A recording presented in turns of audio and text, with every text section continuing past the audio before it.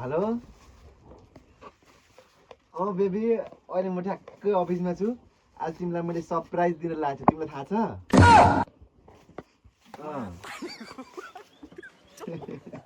तिमीलाई नयाँ वर्षमा त मैले तिमीलाई केही सरप्राइज दिन सकिनँ है अफिसको काम लास्ट बिजी भयो भनेको साँच्ची भनेको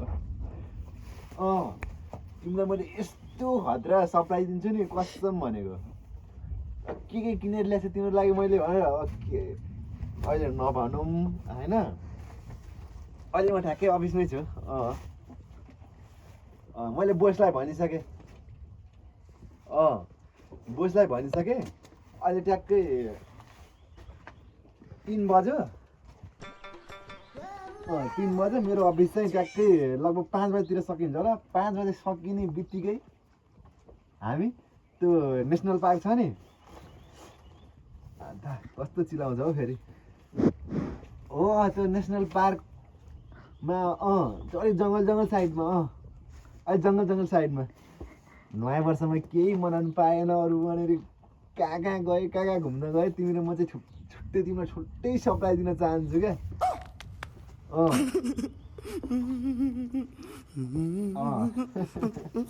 थाहा छ तिमीले मलाई कति धेरै माया गर्छु भनेर म पनि तिमीलाई माया गर्छु क्या तिमी भन न मलाई तिम्रो लागि म यो ज्यान हालिदिन तयार छु क्या तिमीले जे पनि म तँ पुर्याउन सक्छु क्या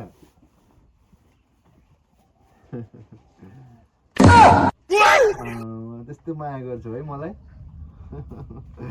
म त अफिसमा काम गर्दा नभ्याएर मात्रै हो न त तिमीलाई म 24 घन्टा होइन याद गरिरहन्छु होइन काममा हल्का होइन टाइपिङ गर्दाखेरि मिस्टेक हुन्छ नि त हो त्यही भएर हो क्या तिमीलाई मैले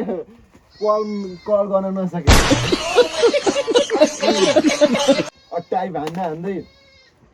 मानिलौ होइन एउटा कुनै काम गरिरहेछ भने फ्याट्टला तिम्रो नाम हान्ने भने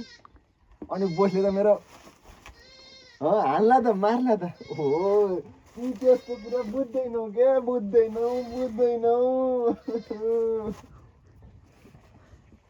भनेको त्योबाट हो क्या तिमीलाई म अफिस टाइममा कल गर्न खासै मिल्दैन तिमी भन्दैनौ तिमी मान्दैनौ अनि